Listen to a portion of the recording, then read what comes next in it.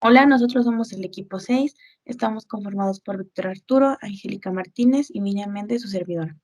El tema al cual abordaremos el día de hoy es la construcción de la metodología feminista cualitativa de enfoque narrativo crítico. Como recordatorio mencionaremos el concepto de metodología. Sabemos que es un conjunto de métodos que se siguen en una investigación científica y en una exposición doctrinal. También sabemos que es una constante preocupación del investigador. ¿Por qué? Ya que nosotros al momento de tener un objeto de estudio siempre van a existir unas grandes cuestiones antes de realizar la investigación, las cuales son: ¿cuál es el mejor camino para lograr el objetivo principal? ¿O cuál será el mejor método o metodología? Al igual que las preocupaciones metodológicas de las investigadoras feministas existen, son planteadas de diversas obras editadas en todo el mundo. Esta preocupación llevó a diversos autores a hacerse la pregunta de si en verdad existía una metodología feminista. Después llegaron a la conclusión de que no existía. Había cierta relación con algunos métodos, pero como tal no existía una metodología feminista. Aunque es bien sabido, existen metodologías que se preocupan por ampliar las formas de hacer ciencia, de la manera que pensamos ética y políticamente. También las formas diferenciadas de estudiar, particularidades, ¿en qué sentido? Por ejemplo, microcontextos, experiencias sociales, personales y de relación en otras teorías feministas. Los caracteres antiesencialistas y críticos son características atribuidas en las metodologías feministas. Estos se refieren a una concepción de la epistemología feminista. Esto no es un dominio estable y se entiende que el conocimiento siendo siempre situado eh, contra la objetividad puestas de la ciencia positiva. Bueno, después, partiendo de estos supuestos como líneas epistemológicas, tenemos el empirismo feminista, el construccionismo social, feminismo posmoderno y la epistemología feminista. Esta tiene unas bases en física cuántica y en la búsqueda irónica. Siguiente diapositiva. Bueno, el delineamiento utilizado en una investigación con el abordaje feminista es muy importante, dado que los diferentes delineamientos conducen a distintos resultados. Por ejemplo, al tratarse de un tema de carácter político reflexivo, las investigaciones feministas utilizan una metodología cualitativa. Sabemos que este tipo de metodología permite no solo ver diferentes ámbitos, fases y momentos de una situación, sino que también trata de profundizar en las emociones, los contextos y también en algunas interacciones sociales. Este tipo de metodología sabemos que es utilizado ya que permite tener un mejor acceso a las narrativas personales, además de que se puede trabajar de una mejor manera a profundidad con el material que se puede recolectar. Siguiente diapositiva. Todo lo anterior dicho nos lleva a que el objeto de este artículo, el objeto de este artículo es presentar una metodología cualitativa de enfoque narrativo crítico con bases teóricas en los feminismos postestructuralistas. Se tomó como base un formato utilizado, una tesis doctoral, en el cual no se utiliza al pie de la letra, por así decirlo, pero funciona como base o esqueleto para poder realizar alguna investigación cualitativa centrada en el lenguaje y comprometida con la reflexión crítica feminista, ética y política. Esto tomando como base una teoría relevante e importante para el cambio social. Además de que redefine el lenguaje, la comprensión de la construcción histórica y natural de las ideologías presentes en discursos narrativos. Siguiente diapositiva. Bueno, pues esta metodología, entre comillas, fue usada para un estudio doctoral en el cual se estudiaría el proceso de construcción de subjetividades masculinas o pensamientos y actitudes machistas, por así decirlo, de un grupo para hombres que ejercen violencia contra la mujer. El objeto de estudio fue relatar los pasos que se dan como un posible camino para investigaciones implicadas con valores éticos, políticos, feministas y también un cambio social. Siguiente diapositiva. En este ejemplo de metodología feminista se consideraron tres ejes epistemológicos: el construccionismo social, el segundo el modelo ecológico y de la complejidad, el tercero el género y la teoría de Kerr. El, el construccionismo social, al estudiar se llegó a la conclusión de que había demasiada bibliografía y los autores relacionaban este construccionismo social con algunos estudios de género y feminismo.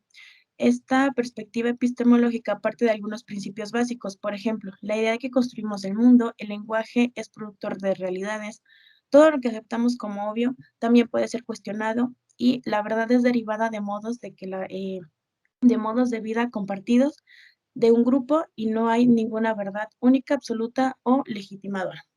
Esta perspectiva sugiere que el conocimiento se sustenta en procesos sociales, históricos y culturales, y que el significado del lenguaje se deriva al funcionamiento dentro de patrones. Siguiente diapositiva.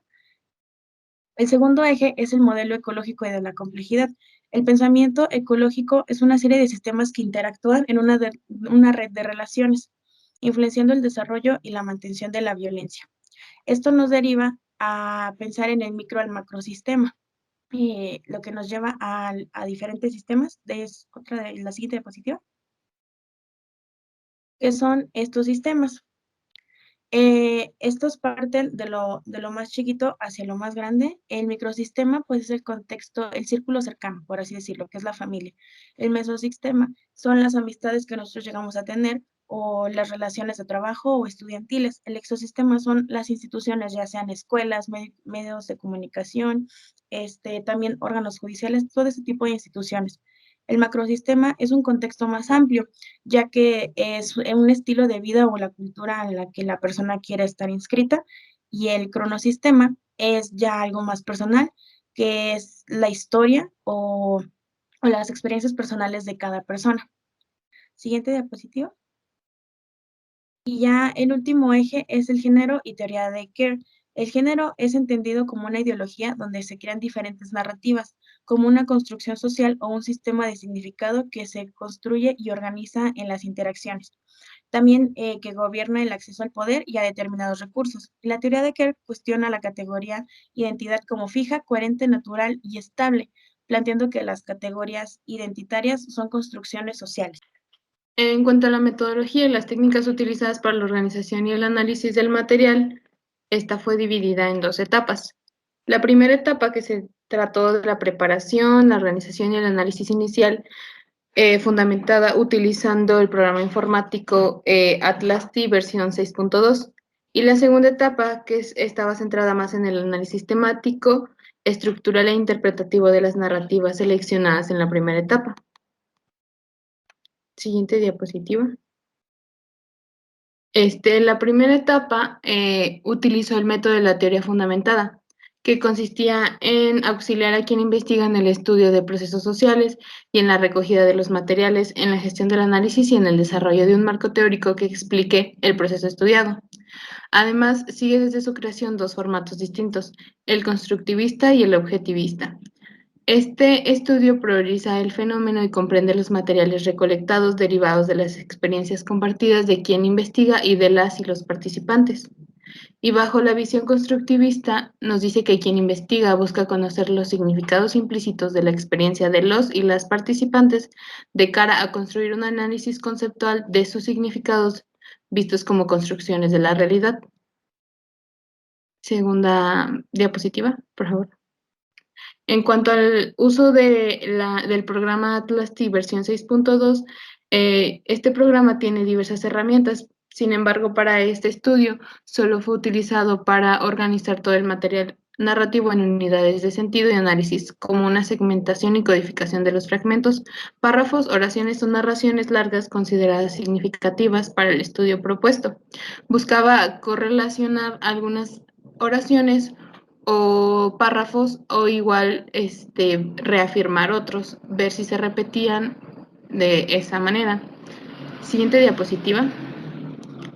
La segunda etapa, que era el estudio de las narrativas, se trataba del análisis de la investigación, que consistía en un trabajo minucioso del análisis narrativo temático, estructural e interpretativo, donde utilizaban herramientas de deconstrucción y reflexión crítica basadas en la literatura especializada y los fundamentos epistemológicos elegidos para esta investigación. El investigador o investigadora buscaba interconectar su pregunta de investigación con los métodos, la epistemología y las perspectivas teóricas adecuadas construyendo una relación del interpretativo de los resultados en una compilación de las historias narradas recogidas en el campo de la investigación. Los estudios narrativos se centraban en un estudio de casos explorando no solo a profundidad del contenido, sino también buscaban estudiar la estructura retórica y el uso del lenguaje. El estudio de las narrativas no solo buscaba conocer el contenido de las narrativas, sino también quería ver cómo la persona o el narrador expresaba este discurso y qué tipo de lenguaje utilizaba. Siguiente diapositiva. ¿Por qué fueron utilizadas las narrativas? Bueno, las narrativas se consideran como un tipo específico de recurso. Este discurso a su vez como un tipo específico de discurso. Este discurso a su vez es la categoría más general de producción lingüística. Entonces las narrativas serían un conjunto de estructuras lingüísticas y psicológicas transmitidas cultural e históricamente delimitadas por el nivel de dominio de cada sujeto y por la combinación de técnicas sociocomunicativas e habilidades lingüísticas. Siguiente diapositiva. Para el estudio doctoral, las narrativas fueron utilizadas porque ofrecían un método particularmente sensible a la construcción de significados, de procesos sociales y sus relaciones con la construcción de narrativas personales. También porque daban inteligibilidad a los acontecimientos, articulando significados y modelando subjetividades. La noción de subjetividad es elaborada por medio de múltiples narraciones, que son confirmadas, reiteradas, reproducidas en lo social, en el contacto con el otro.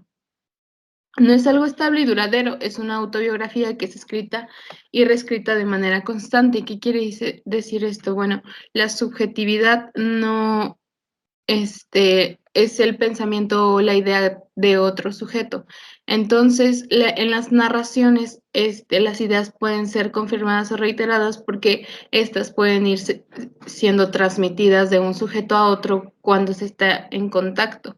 Pero también nos dice que estas no son estables ni duraderas porque a su vez estas pueden ir cambiando, porque pueden presentarse otras ideas, intercambiarlas y correlacionarlas, y esto puede suscitar a un cambio en las narraciones.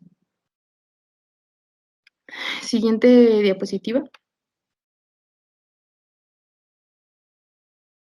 En cuanto al análisis temático y estructural de las narrativas, este análisis buscaba examinar prioritariamente el contenido que comunica la narrativa, haciendo estas tres preguntas. ¿Qué nos dice este texto? ¿Por qué dice lo que dice este texto? ¿Y cómo es que dice lo que dice este texto?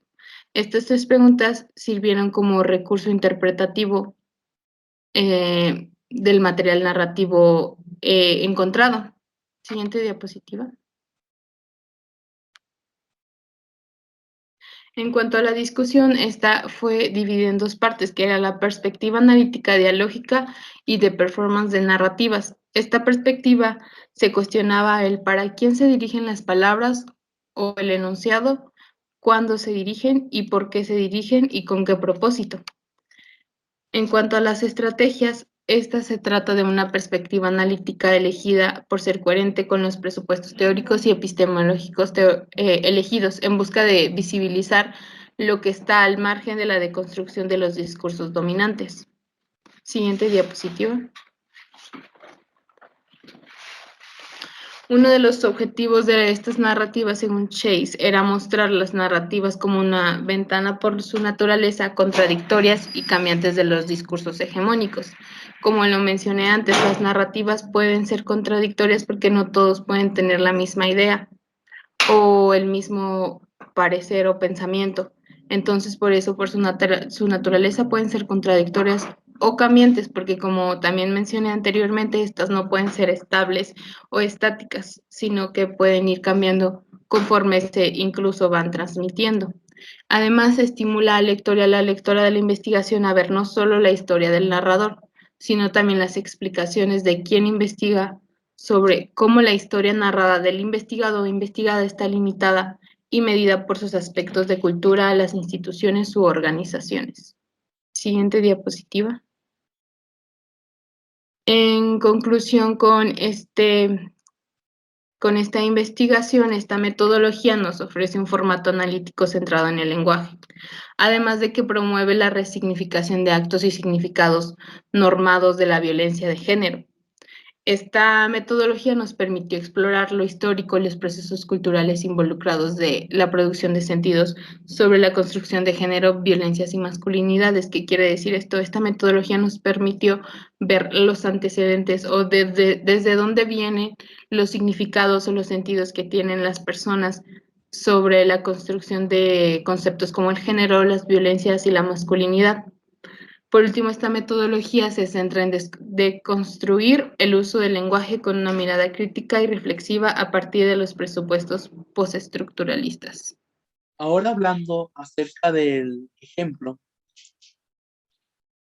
con base al artículo anteriormente analizado, nosotros nos basamos en una noticia de Afganistán. Como sabemos, hoy en día Afganistán ha tenido un cambio muy abruptamente repentino, por lo que las mujeres han tomado de nuevo las costumbres que años anteriores habían tenido. Entonces, nosotros en este ejemplo quisimos plasmar de cómo era la vida de las mujeres antes de la primera llegada del Talibán.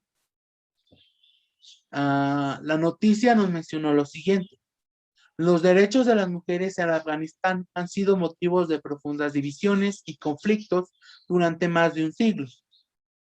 Cuando el Talibán llegó por primera vez al poder en 1996, los derechos de las mujeres hacia la educación y el empleo quedaron abruptamente suspendidos. Las afganas solo podían salir acompañadas por un familiar masculino y debían vestir una burka que las cubriera totalmente.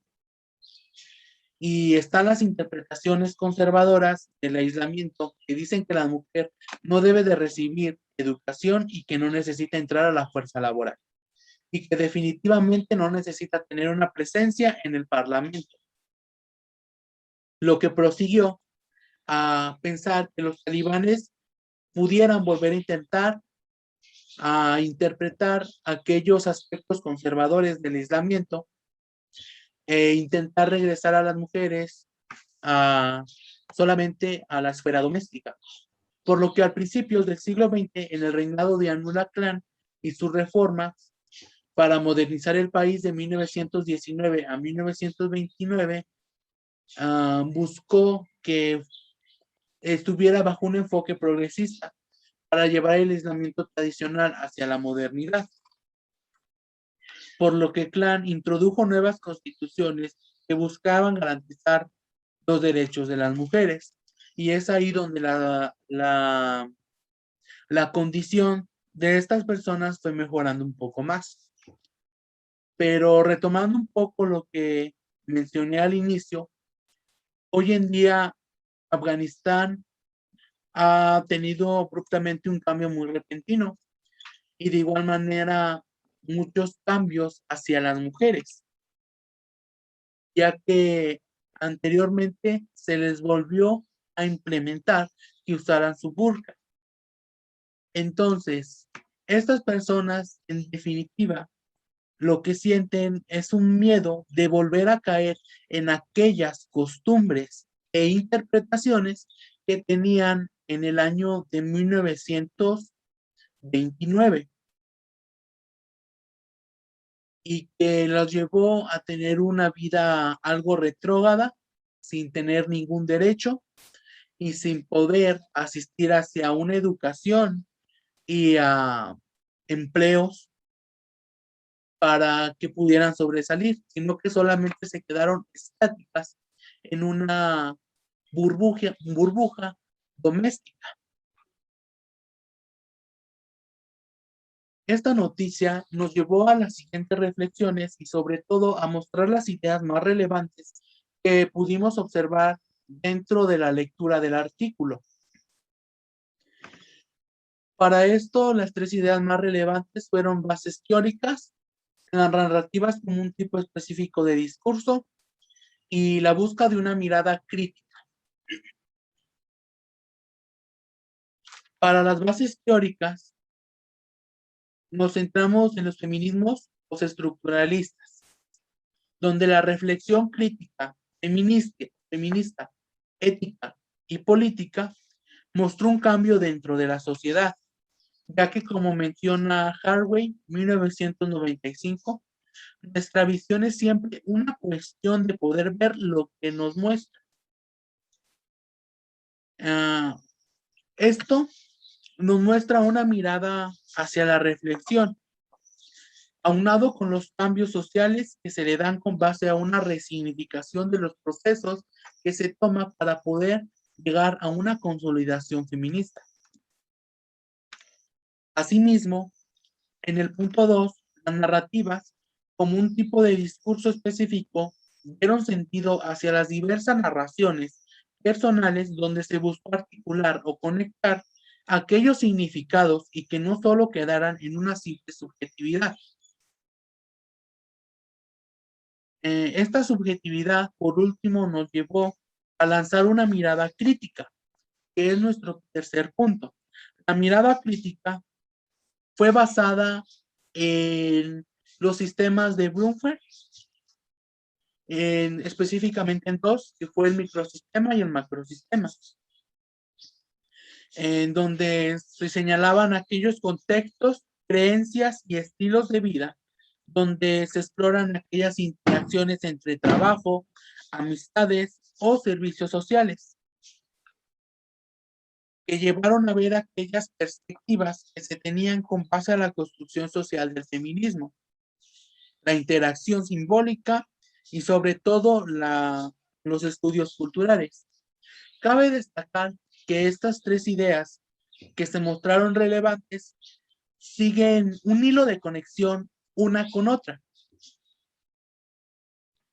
ya que esta reflexión de estas tres ideas muestra crear conciencia hacia las personas, porque más de ser una metodología feminista, lo que intenta decirnos es que se tome la consideración o la conciencia de poder aplicar estos aspectos. Para finalizar, las preguntas de reflexión. En la primera, de qué nos dimos cuenta, fue que del artículo muestra una investigación en la cual se llevó a cabo una implementación de una metodología cualitativa narrativa crítica, un formato posible y coherente en las bases teóricas de los en la cual se pretendía mostrar la importancia política y ética de los proyectos feministas. Los autores de este artículo no pueden erradicar el pensamiento masculino, sino crear un proceso de construcción y desconstrucción de las subjetividades masculinas, con un enfoque terapéutico, como bien se menciona en el mismo artículo. Tampoco se pretende un empoderamiento sin fundamento hacia la mujer, sino un cambio de pensamiento en ambas partes, tanto masculina y femenina, así para poder crear una sociedad con un criterio más amplio al momento de llevar el análisis de un tema. ¿Cuál fue el principal aprendizaje que nos llevamos después de analizar este tema? Consideramos que el tema del feminismo y el machismo tiene un gran impacto en nuestra vida diaria. Como sabemos, lamentablemente vivimos en una sociedad en la cual este tipo de problemáticas cada día se tornan más habituales y dejamos de tomarle la importancia que se merece.